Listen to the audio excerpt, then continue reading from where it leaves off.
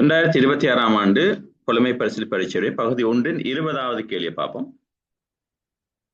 பின்வரும் நிகழ்வுகளை அவை நிகழத்தக்க ஒழுங்குமுறைக்கேற்ப வரிசைப்படுத்துக. பாடசாலைக்கு செல்ல தொடங்குதல். இது நீங்க 5 வயதாக இருக்கின்ற பொழுது நிகழுகின்ற ஒரு நிகழ்வு. B பாருங்க, வயது 13 பாடசாலை கனிஷ்ட கைப்பந்தாட்ட குழுவில் சேருதல். அப்ப பாடசாலை கனிஷ்ட கைப்பந்தாட்ட குழுவில் சேர்தல் அவங்க தாராங்க வயது 13ன்னு சொல்லி. எனவே B-க்குரிய வயது 13. C, புலமை பரிசில் பரீட்சையில் சித்தியடைந்து வேறொரு பாடசாலைக்கு செல்லுதல். சாதாரணமாக நீங்க புலமை பரீட்சைக்கு தோற்றது 10 வயசுல. எனவே அடுத்த வருடம் தான் நீங்க புதிய பாடசாலைக்கு போறீங்க. எனவே 11 வயசுன்னு எடுத்துக்கொள்ளலாம். D, தன்னிலும் பார்க்க 2 வயது இளைய சகோதரியின் பிறப்பு. அப்ப உங்களுக்கு ஒரு சகோதரி இருக்கிறார், உங்களை விட 2 வயசு குறைவு. அப்படின்னா உங்களுக்கு 2 வயசாக இருக்கிற பொழுதுதான் அந்த சகோதரி பிறந்திருக்கணும். எனவே D 2 வயது.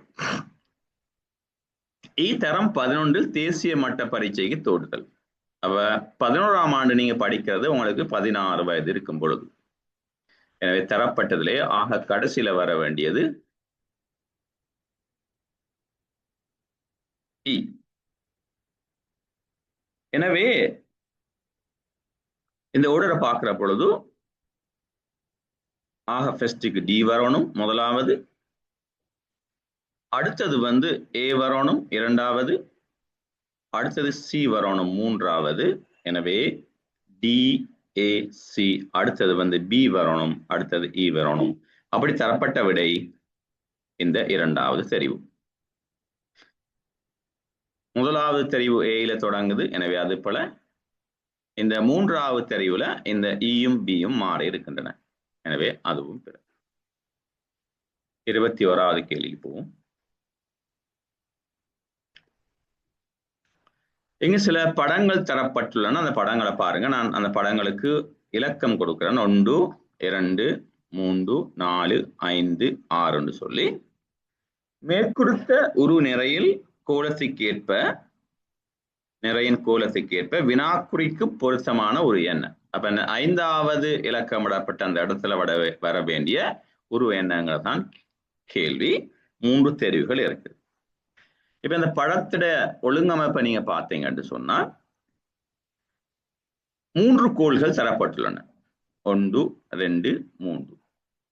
இதுல இடது பக்கம் உள்ள கோளுடைய மேல் மூலையில ஒரு வட்டம் மாதிரியான அமைப்பு, ஒரு கோளம் மாதிரியான அமைப்பும், வலது பக்கத்துடைய கோளுடைய கீழ் மூலையில ஒரு கோளம் மாதிரியான அல்லது வட்டம் மாதிரியான ஒரு அமைப்பும் இருக்கின்றன.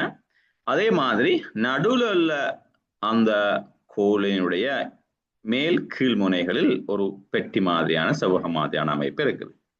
இப்ப முதலாவது படத்துல 2வது படத்துக்கு போற பொழுது நடுவில் உள்ள அந்த கோலும் அந்த பெட்டிகளுடைய அமைவிடத்துல எந்த மாற்றமும் இல்லை. ஆனால் இடது பக்கம் உள்ள அந்த வட்டம் கொஞ்சம் நழுவி கீழுக்கு வருது. வலது பக்கம் உள்ள அந்த கோலினுடைய வட்டம் அடிமுனையிலிருந்து மேல் நோக்கி போகும். இப்ப 2வது படத்தோட 3வது படத்தை ஒப்பிடுற பொழுது 2வது படத்துல அந்த வட்டங்கள் வந்த இடத்திலே இருக்குது. ஆனால் இப்ப கோல் நடுவில் உள்ள கோலினுடைய அந்த பெட்டிகள் நகருகின்றன ஒன்றை ஒன்று நோக்கி. மேல உள்ளது கீழ் நோக்கி கொஞ்சம் நகர்ந்திருக்கிறது, கீழே உள்ளது மேல் நோக்கி கொஞ்சம் நகர்ந்திருக்கிறது. எனவே 3வது படத்துல 4வது படத்துக்கு போற பொழுது இப்ப பெட்டிகள் அதே இடத்துல இருக்கும். 3வது படத்துல மாதிரி இந்த இடம் பலம் உள்ள கோள்களில் உள்ள அந்த வட்டங்கள் முன்னர் இருந்த இடத்திலிருந்து கீழ் நோக்கி வந்திருக்கின்றன. அப்ப இடது பக்கம் உள்ள அந்த வட்டம் இந்த இடத்துல இருந்து இந்த இடத்துக்கு வந்திருக்கிறது. வலது பக்கம் உள்ள வட்டம் இந்த இடத்துல இருந்து இந்த இடத்துக்கு வந்திருக்கிறது. எனவே அடுத்ததாக என்ன நடக்கும்னு சொன்னா அந்த வட்டம் அதே இடத்துல தான் இருக்க போகிறது.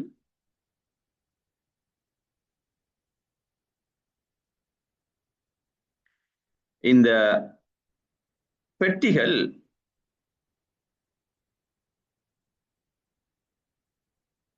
நடுவில் வந்திருக்கும். ஒன்றே ஒன்று சார்ந்து இருக்க போகுது.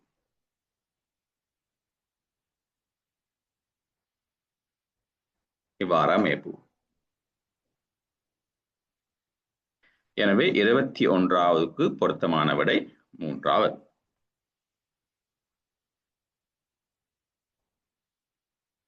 இருபத்தி 22வது கேள்வியை பார்ப்போம். ஒரு நிறையின் தொடக்க முனையிலிருந்து 10வது நபர் நயனா ஆவார். இறுதி முனையிலிருந்து 10ஆம் நபர் கிருஷ்ணா ஆவார். இவ்விருவருக்கும் இடையே மூவர் உள்ளனர். நிறையில் உள்ளவர்கள் எண்ணிக்கை 23 அல்ல. நிறையில் எத்தனை நபர்கள் உள்ளனர்? அப்ப ஒரு வரிசை எடுத்துக்கொண்டால் அந்த வரிசையில 1 2 3ன்னு நாங்க சொல்லுவோமாக இருந்தால் எப்பொழுதும் 2 முறைகள்ல எங்களுக்கு 1 2 சொல்ல வைக்கலாம். ஒன்று ஆகவும் 1வது நிக்கிற முதல்ல நிக்கிறவர்கிட்ட இருந்து 1 சொல்ல வைக்கிறது. எனவே அவர் 1ன்னா 2வது நபர், 3வது நபர், 4 5 6 7 8 9 10 11 12 13 14 15 இவ்வாறு போய்கொண்டிருக்கும். இப்படி பார்க்கிற பொழுது 10வது நபராக இருக்கிற ஆள் வந்து நயானான்னு சொல்லப்படுகிறது. இதே மாதிரி பின்னுக்கும் இருந்தும் எண்ணிக்கொண்டு போகலாம். அவ்வாறு சொல்லுகிற பொழுது 10வது நபராக வரக்கூடியவர் கிருஷ்ணா. அப்ப எத்தனை பேர் அந்த வரிசையில இருப்பாங்கன்னு சொல்லி சொன்னா 2 சாத்தியக்கூறுகள் இருக்கின்றன. முதலாவது சாத்தியக்கூறு 1 தொடக்கம் 10 வரை தொடக்கத்தில இருந்து எண்ணப்பட்ட போது நயனா 10வதாக வந்தார். அதுக்கு பின்னாடிதான் கிருஷ்ணா இருக்கிறார். எனவே பின்னுக்கு இருந்து 1 2 3 எண்ணிட்டு வரக்கொள்ள கிருஷ்ணா 10வதாக இருக்கிறார். எனவே நயானாவை கிருஷ்ணா முந்தி செல்லாத சந்தர்ப்பத்தில் எவ்வாறு கணிக்கணும் என்று சொல்லி சொன்னா, நயானாவோட சேர்த்து நயானா வரைக்கும் 10 பேர் இருக்கிறாங்க. அதே மாதிரி பின்னுக்கு இருந்து எண்ணிக்கொண்டு போற பொழுது கிருஷ்ணா வரைக்கும் கிருஷ்ணாவோட சேர்த்து 10 பேர் இருக்கிறாங்க. அப்ப 20 பேர் வந்துட்டாங்க.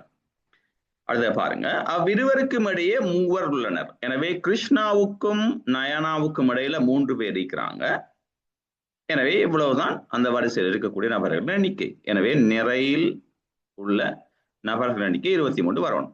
அது ஒரு சாத்தியமானது உண்டு. ஆனால் அந்த விடை இல்லைன்னு அவங்க தாராங்க, 23 அல்லன்னு தாராங்க.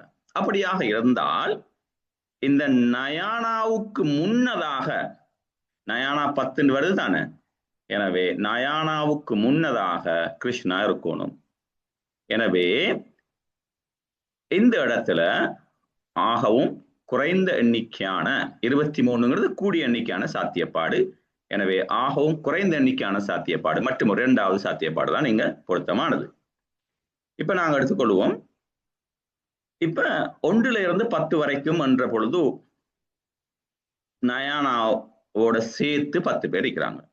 அந்த 10 எழுதிக் கொள்வோம். இப்ப நாங்க 23 இல்லைன்னு எங்களுக்கு தெரியும். எனவே எது சரியான விடன்னு கண்டுபிடிக்க போறோம். சரிதானே? எனவே நயானா வரைக்கும் உள்ள நபர்கள் எண்ணிக்கை 10 எழுதிட்டோம்.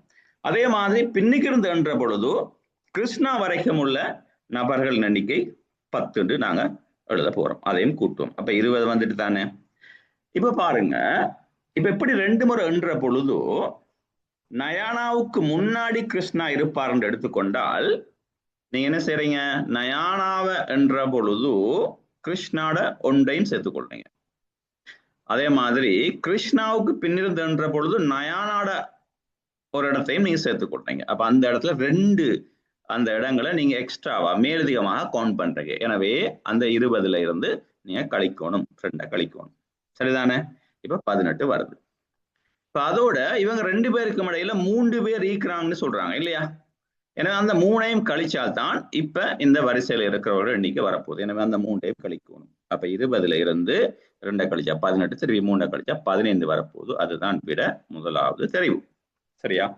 இப்ப இதுல 15 பேர் இருக்கிறாங்க விட வந்துட்டு இப்ப பாருங்க பின்னுக்கு இருந்து எண்ணிட்டு போங்க 1 2 3 4 5 6 7 8 9 10 சரியா 11 12 13 14 15 இப்ப பாருங்க முன்னுக்கு இருந்து எண்ணிட்டு வர பொழுது 10வது இடத்துல இந்த இடத்துல நயனா இருக்கிறார் பின்னுக்கு இருந்து எண்ணிட்டு போற பொழுது இந்த இடத்துல கிருஷ்ணா இருக்கிறார் 10வது இடத்துல கிருஷ்ணா இருக்கிறார் சரியா அதே நேரம் இவங்க 2 பேருக்கு இடையில 3 பேர் இருக்கிறாங்க மொத்தம் 15 சொல்லி போட்டு எங்களுக்கு பிராக்டிக்கலா ஆன்சர் வருது ஆனால் எக்ஸாம்பிள் இப்படி எல்லாம் செஞ்சுட்டு இருக்க முடியாது எனவே நீங்க செய்ய வேண்டிய விதம் கூடிய எண்ணிக்கையில் இருப்பார்கள் சொல்லி சொன்னா இவ்வாறு செய்யணும் குறைந்த எண்ணிக்கையில் இருப்பார்கள் சொல்லி சொன்னா இதை பண்ணணும் அப்ப இந்த 23 சாத்தியம் இல்லைன்னு சொல்லி சொன்னா அடுத்த சாத்தியம் இது இவ்வாறு தான் நீங்க கண்டுபிடிக்கணும் சரி நாங்க 23வது கேள்விக்கு போவோம் 23வது கேள்வியில ரவியின் பிறந்தநாள் விழாவுக்கு வருவார்கள் என எதிர்பார்த்த நண்பர்களுக்கு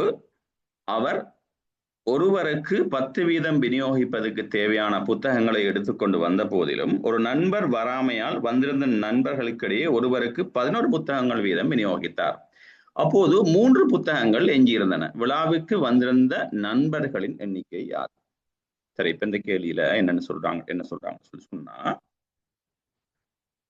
பாருங்க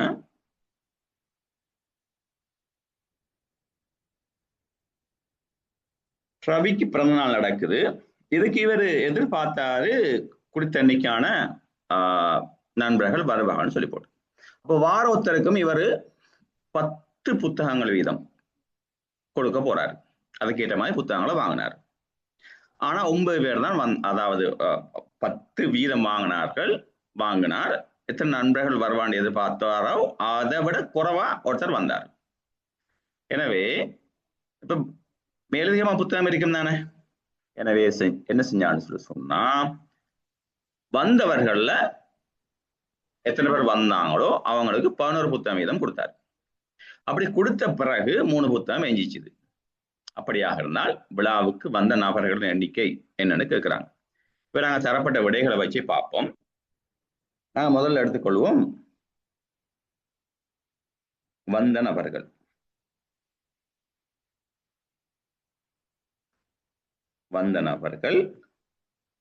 எதிர்பார்த்த நபர்கள்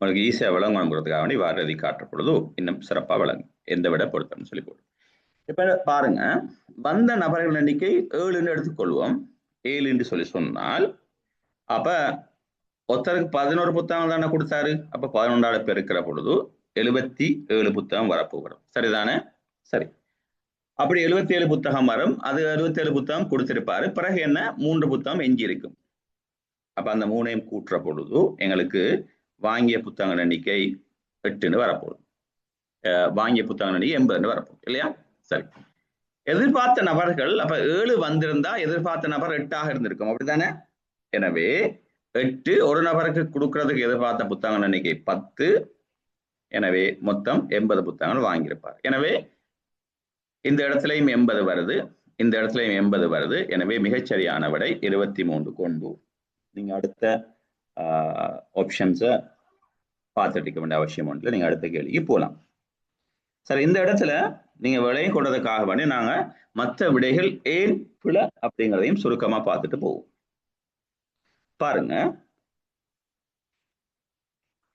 இப்ப வந்த நபர்கள் 8ன்னு நான் கற்பனை செய்வோம் 8ன்னு சொல்லி சொன்னா ஒருத்தருக்கு 11 புத்தகம் கொடுத்திருப்பார் அப்ப 88 புத்தகங்கள் வந்திருக்கும் அதோட 3 புத்தகங்கள் எஞ்சி இருக்கும் தானே எத்தனை பேர் வந்திருந்தாலும் கொடுத்தது போக 3 புத்தகங்கள் எஞ்சி இருக்கும் அப்ப மொத்தம் 91 புத்தகங்கள் வாங்கியிருப்பாரு இப்ப 8 பேர் தான் வந்தென்று சொன்னால் எதிர்பார்த்த நபர் எத்தனை பேரா இருக்கும் 9 இல்லையா எனவே ஒருவருக்கு கொடுக்கறதுக்கு பிளான் பண்ணது 10 புத்தகம் எனவே வாங்கியிருப்பாரு 90 புத்தகம் அப்ப பாருங்க அப்ப 90 புத்தகம் வாங்கியிருப்பாரு 9 பேரை எதிர்பார்த்து இருந்தார் ஆனால் 8 பேர் வந்திருந்தால் என்ன நடக்கும் கொடுத்த 88 புத்தகங்கள் போக 2 தான் மிஞ்சி இருக்கும் இவங்க சொல்றாங்க 3 சொல்லி ஆகவே அந்த விட விலை அதே போலதான் 9 வந்தன்னு சொல்லி சொன்னா 9 நபர்களுக்கும் 11 புத்தகம் வீதம் மொத்தம் 99 புத்தகம் எனவே 3 எஞ்சி இருக்கும், அதையும் சேர்த்து வந்தால் எத்தனை வரப்போகுது? 102 புத்தகங்கள் வரப்போகுது. அப்ப 9 வந்த நபர்கள் என்று சொல்லி சொன்னால் 10 எதிர்பார்த்த நபர்களாக இருக்கும். அப்படித்தானே? 10 எதிர்பார்த்திருப்பார் ஒரு நண்பரை கூட்டி. அப்ப ஒருத்தருக்கு 10 புத்தகம் வீதம் மொத்தம் 100 புத்தகங்கள் வாங்கியிருப்பார். ஆனா எங்கன்னா 102 வருது. எனவே அந்த விட பிழை. எனவே 23வது வினாவுக்கு சரியான தெரிவு 1. 7 நண்பர்கள் என்பதுதான் சரியான விடை. சரி, அடுத்த கேள்விக்கு போவோம். 24வது கேள்வி அகம் இலகுவான கேள்வி. ஒரு என் என்ற ஆங்கில எழுத்தினுடைய ஒரு முனையில ஒரு அம்புக்குறி தரப்பட்டிருக்கிறது. இப்ப அந்த அம்புக்குறியில சுழற்சி ஏற்படுகிறது. பாருங்க, இந்த பெட்டியை கருத்தில் எடுத்துக்கொள்ளுங்க. இதுக்குள்ள என்ன இருக்குது? இந்த அம்புக்குறி இப்ப இந்த இடத்துல இருக்குது. முதலாவது படத்துல மேல் நோக்கி இருக்கிறது. இரண்டாவது படத்துக்கு போற பொழுது அது என்ன நடக்குன்னு சொல்லி சொன்னா இந்த திசையில மாறுது. அதோட என்னுடைய சுழற்சியும் மாறுகிறது. மூன்றாவது படத்துக்கு வர பொழுது என்னுடைய சுழற்சி மறுபடி இவ்வாறு இடஞ்சுழியாக திரும்புகிறது. சரிதான? இடஞ்சுழியாக திரும்புகிறது, கீழ் நோக்கி வருகிறது. எனவே 4வது படத்துக்கு போற பொழுது நடக்கணும், இது திரும்பவும் அதே இடஞ்சுழியில திரும்பும். எனவே அம்புக்குறி இந்த திசையில மேற்கு நோக்கி போகணும். ஆகவே 24க்கு சரியான விடை 1. தெளிவா விளங்கியிருக்கும். அடுத்த 25வது கேள்விக்கு போகும்.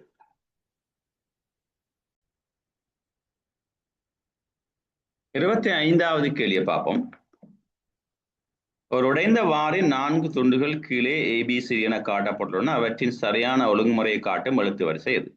இப்ப பாருங்க, ஒரு பெல்ட்டோட 4 துண்டுகளை தந்திருக்கிறாங்க.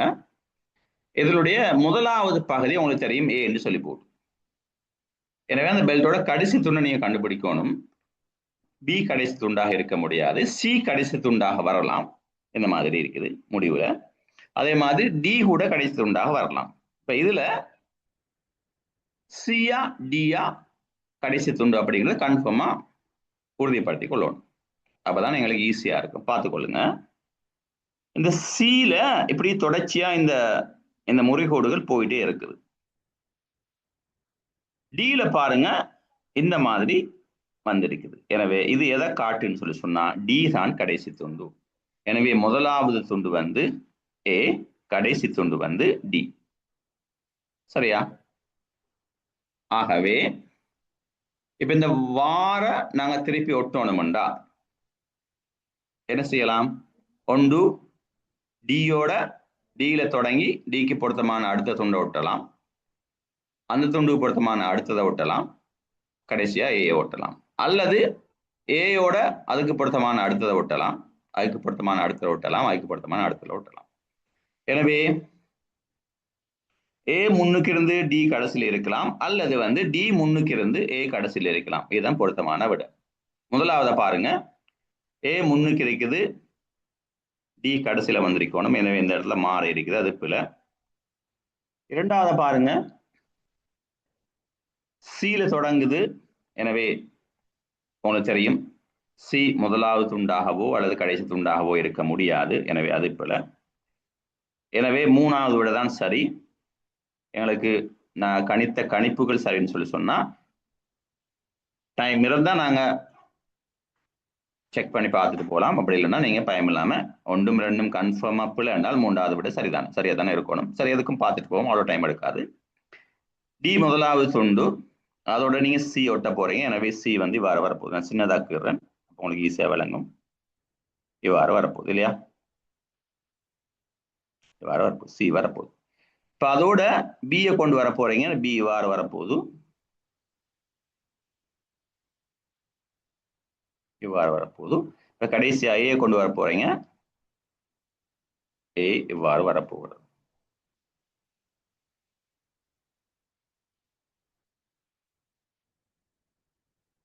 இது வந்து பி, இது வந்து ஏ. இப்ப பெல்ட் கிடைச்சிடுச்சு. எனவே ஆகவும் சரியான விடை 25க்கு 3. அடுத்த கேள்வி போம்.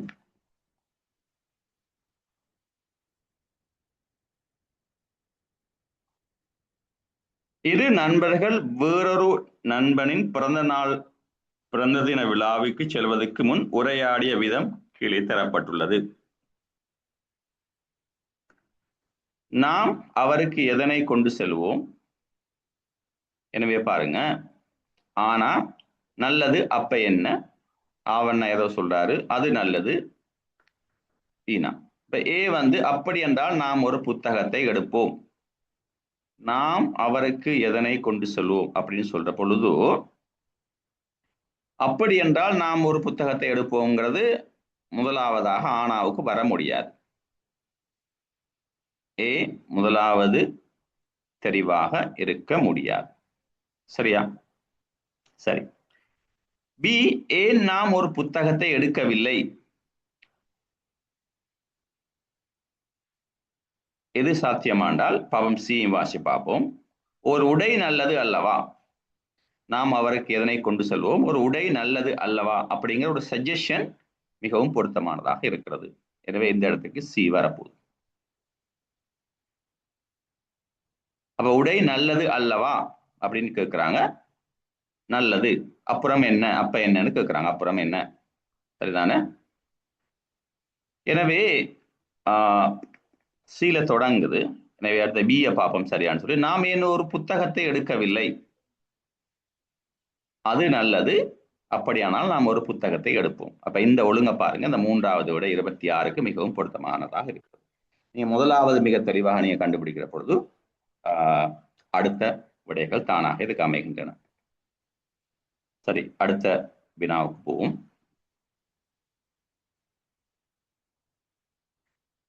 மாணவர் குழு ஒன்று பாடசாலை தோட்டத்தில் உள்ள பல மரங்கள் தொடர்பாக பின்வரும் அட்டவணையை தயாரித்தது. மரவகை எண்ணிக்கை தரப்பட்டுள்ளது. எத்தனை வட்டங்கள் இருக்குன்னு சொல்லி சொன்னா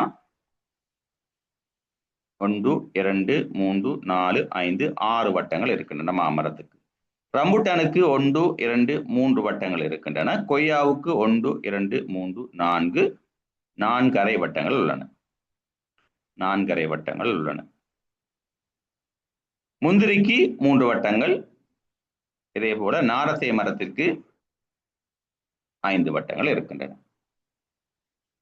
இந்த அட்டவணைக்கேற்ப பாடசாலை தோட்டத்தில் உள்ள முந்திரி மரங்களின் எண்ணிக்கை சரியாக 3 ஆகும் சொல்லுகிறான். கவனிச்சு கொள்ளுங்க, முந்திரி மரங்களுக்கு 3 வட்டங்கள் தரப்பட்டுள்ளன. இந்த ஒரு வட்டம் ஒன்றை சில நேரம் பிரதிபலிக்கலாம், இந்த ஒரு வட்டம் 2ஐ பிரதிபலிக்கலாம், இந்த ஒரு வட்டம் 3, ஒரு வட்டம் 4, ஒரு வட்டம் 5 என்று சொல்லி போட்டு, ஏன் ஒரு வட்டம் 10 என்ற எண்ணிக்கையில் கூட பிரதிபலிப்பதற்கான வாய்ப்பு இருக்கிறது. எனவே முந்திரி மரங்களின் எண்ணிக்கை சரியாக 3. அந்த சரியாக 3 எப்பொழுதும் சொல்லவே இயலாது. அது ஒரு வட்டம் எத்தனை மரங்களை பிரதிபலிக்கிறது அப்படின்னு தந்திருந்தால் மட்டும்தான் எங்களுக்கு சொல்லலாம். அது ஒரு காரணம். இன்னொரு காரணம் இருக்குது, நாங்க அடுத்த இதுல பார்ப்போம். பாருங்க என்னன்னு சொல்லி சொன்னால், இங்கு இந்த கொய்யாவை பாருங்க. இப்ப நீங்க எடுத்துக்கொள்ளுங்க, ஒரு வட்டம் ஒரு மரமாக இருப்பதாக இருந்தால் மாமரம் 6 மரம் இருக்கும், ரம்புட்டான் 3 இருக்கும். கொய்யா 4 மரம் வரையிலாத அரை மரம் ஒன்று இருக்குமா? இல்ல. எனவே கொய்யாவில் பாதி வட்டம் தரப்பட்டிருக்கிறது. எனவே அரை மரம் வர முடியாது. எனவே ஒரு வட்டம் ஒரு மரத்தை குறிப்பதற்கான வாய்ப்பு கிடையாது. ஆகவே 3 வட்டம் என்பது 3 மரத்தை ஒருபோதும் குறிக்க முடியாது. அதனாலையும் இது பிழை. சரிதானே? அடுத்த பாருங்க, ரம்புட்டான் மரங்களின் எண்ணிக்கை குறைந்தபட்சம் 6 ஆகும். சரியா? அப்ப ரம்புட்டான் மரங்களுக்கு 3 வட்டங்கள் இருக்கின்றன. எனவே குறைந்தபட்சமாக 6 வரலாம். ஏன்? ஒரு வட்டம் 2 என்பதை பிரதிநிதித்துவம் செஞ்சால் ரம்புட்டானுக்கு 6 வரும், மாமரத்துக்கு 12 மரங்கள் வரும், கொய்யா மரத்துக்கு இந்த பாதி என்னவா போகுது, முழு மரமாக போகிறது. எனவே 9 மரம் வரப்போகிறது. முந்திரிக்கு 6 வரும், நாரத்தைக்கு 10 வரப்போகுது. எனவே அது சரியான விடை. 27க்கு 2. மூன்றாவது பாருங்க, மாமரங்களின் எண்ணிக்கை நாரத்தை மரங்களின் எண்ணிக்கையிலும் ஒன்று கூடியதாகும். மாமரத்துக்கு எத்தனை இருக்குது? 6 வட்டம் இருக்குது. நாரத்தை மரத்துக்கு 5 இருக்குது. அவங்க சொல்றாங்க இந்த 6ல இருந்து அந்த கழிச்சா 1 வித்தியாசம் சொல்லி போடும். எனவே ஒரு மரம் சொல்றாங்க. அது போல எங்களுக்கு தெரியும் ஒரு வட்டம் என்பது ஒன்றை குறிக்கவில்லை, குறைந்தபட்சம் 2ஆவது குறிக்கணும். அது 3ஆக இருக்கலாம், 4ஆக இருக்கலாம், 5ஆக இருக்கலாம், 6ஆக இருக்கலாம். ஆனால் ஒற்றைப்படையான எண்ணிக்கை வருவதற்கும் வாய்ப்பு குறைவு. என்ன சொல்றதுன்னா பாதி வட்டம் வருது தானே. எனவே பாதி வட்டம் ஆடுறதுனால 3ன்னு சொல்லி சொன்னா 1.5 மரத்தை குறிக்கும். அந்த மாதிரி வர்றதுக்கான வாய்ப்பு குறைவு. எனவே இரட்டை இலக்கங்களை வர்றதுக்கான வாய்ப்பு அதிகம்.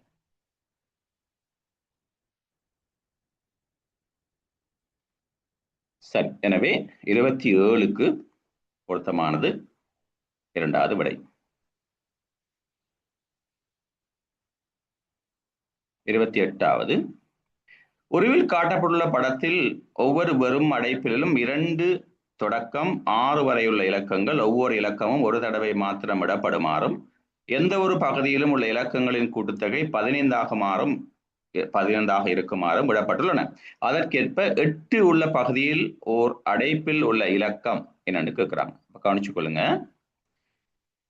இல்லைங்க, தெளிவா விளங்கிக் கொள்ள வேண்டியது, இந்த படத்தை தெளிவா பாருங்க.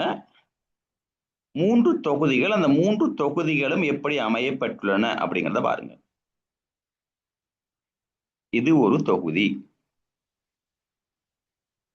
இது மற்ற தொகுதிகளோட டச் பண்ணாம இருக்குது. எனவே இந்த தொகுதியை நீங்க தெளிவா அடையாளம் கண்டு கொள்ளணும். அப்படி இருந்தா மட்டும்தான் உங்களுக்கு எதுக்கிட்ட வெடி எடுக்கலாம். அடுத்த தொகுதியை பாருங்க. இது ஒரு தொகுதி, இது 2வது தொகுதி, இது 2வது தொகுதி. 3வது தொகுதியை பாருங்க. இந்த நீல கலர்ல இது 3வது தொகுதி. இப்ப இதுல 2 தொடக்கம் 6 வரைக்கும் நீங்க போட எண்கள் 2, 3, 4, 5, 6. சரியா? 1 தந்துட்டாங்க, 7 தந்துட்டாங்க, 8 தந்துட்டாங்க, 9 தந்துட்டாங்க. அப்ப இந்த 2 தொடக்கம் 6 வரை உள்ள இலக்கங்கள் ஒவ்வொரு இலக்கமும் ஒரு தடவை தான் போடலாம் ஒரு பெட்டிக்குள்ள. எந்த ஒரு பகுதியும் உள்ள இலக்கங்களின் கூட்டுத்தொகை 15ஆக இருக்கணும். அப்ப இந்த தொகுதி 1க்குள்ள போடுற மொத்த இலக்கங்களை கூட்டினால் 15 வரணும். அதே மாதிரி தொகுதி 2க்குள்ளையும் 10 வரணும், தொகுதி 3க்குள்ளையும் 10 வரணும். இப்ப பாருங்க, முதலாவது 2 இலக்கம் உள்ள தொகுதி 2 பாருங்க. 9 இருக்குது, 10 இருக்குது. எனவே போட வேண்டிய இலக்கம் 5. இவரில் 5 தான் போடலாம். ஆகவே இந்த 5 நீக்கிட்டோம். சரிதானே? கேள்வி என்ன? இதற்கேற்ப 8 உள்ள பகுதியில் இந்த இருக்குது, இந்த நீலக்கல்ல இருக்கிற இந்த இதுக்குள்ள உள்ள ஒரு பகுதியில ஒரு அடைப்புக்குள்ள என்ன வரலாம்? சரி, கவனிச்சு கொள்ளுங்க. இப்ப இதுல 8 இருக்குது. எனவே இந்த 2 இலக்கத்துடைய கூட்டுத்தொகை, எஞ்சிய 2 இலக்கத்துடைய கூட்டுத்தொகை 7ஆக வரணும். இந்த 2 பெட்டியையும் கூட்டி 7 வரணும். அப்படியாக இருந்தால் எதெல்லாம் சாத்தியமாக இருக்கும்?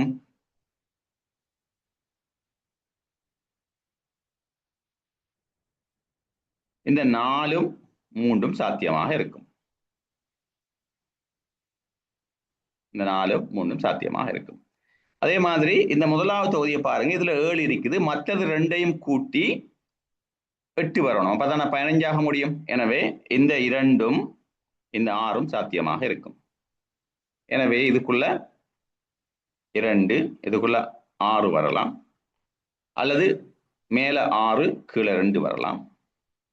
இதுல ஒன்றுக்குள்ள 3 வரும், இன்னொன்றுக்குள்ள 4 வரும், அல்லது 4 3 மாறி வரப்போகுது. எனவே கேட்கிறாங்க, அதற்கேற்ப 8 உள்ள பகுதியில் ஓர் அடைப்பில் உள்ள ஒரு இலக்கம். இந்த அடைப்புக்குள்ள 3 வரலாம், மற்றக்குள்ள 3, இங்க 3 வந்தா மற்றக்கு 4 வரப்போகுது, இங்க 4 வந்தா மற்றக்கு 3 வரப்போகுது.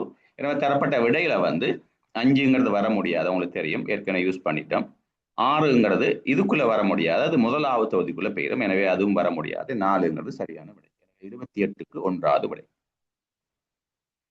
28க்கு 1வது விடை இந்த 8 உள்ள தொகுதிக்குள்ள 3,4 ஆகிய இலக்கங்கள் தான் வரும். எனவே அந்த 2 இலக்கங்கள்ல தரப்பட்ட விடைகள்ல 4 இருக்குது. எனவே முதலாவது விடை சரி. அடுத்த 29வது கேள்வியை பாருங்க. தொடக்கத்தில் தரப்பட்டுள்ள ஊடுகாட்டும் தாளை குற்றிட்ட கோடு வழியை மடிக்கும் பொழுது கிடைக்கும் உரு யாது? அப்ப இங்க இதை மடிக்கிற பொழுது கவனிச்சு கொள்ளுங்க. நீங்க இப்படி மடிக்கலாம் அல்லது இவ்வாறு மடிக்கலாம். எப்படி மடிச்சாலும் கூட எப்படி வரப்போகுதுன்னு சொல்லி சொன்னா, நீங்க இப்படி மடிக்கிறதா கற்பனை செய்யுங்க. மடிக்கிற பொழுது என்ன நடக்கும்னு சொல்லி சொன்னா, இந்த இது எங்க பூப்புன்னு சொல்லி சொன்னா இங்க வரப்போகுது. இந்த முனை இந்த முனையோட ஜாயின் ஆக போகுது. இந்த முனை இந்த முனையோட ஜாயின் ஆக போகிறது. எனவே இந்த வட்டம் இவ்வாறு வரப்போகிறது. அதே மாதிரி தான் இந்த இதை பாருங்க, இந்த கீழே உள்ள இதை பாருங்க. இது இதோட ஜாயின் ஆக போகிறது, இது இதோட ஜாயின் ஆகும். இந்த வளைவோட இந்த இது இங்க எப்படி வரப்போகுது. இந்த வளைவு இவ்வாறு உள்நோக்கி வளைய போகிறது. எனவே இறுதி விடை உங்களுக்கு பாருங்க 29க்கு 3வது வரும். இதே மாதிரி தான் நீங்க மற்ற பக்கம் அடித்தாலும் கூட அவ்வாறு தான் வரப்போகிறது. பாருங்க, நீங்க இப்படி மடிச்சா கூட என்ன நடக்குன்னு சொன்னா, இந்த இடம் இந்த இடத்துல வரப்போகுது, இந்த வளைவு இந்த இடத்துல வரப்போகுது, இந்த வளைவு இந்த இடத்துல வரப்போகுது. எனவே வட்டம் இவ்வாறு வரப்போகிறது.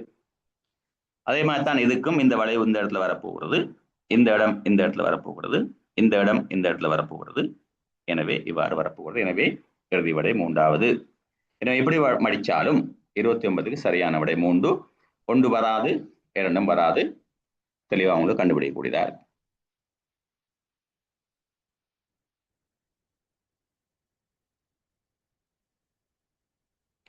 முப்பதாவது கேள்வியை பாருங்க.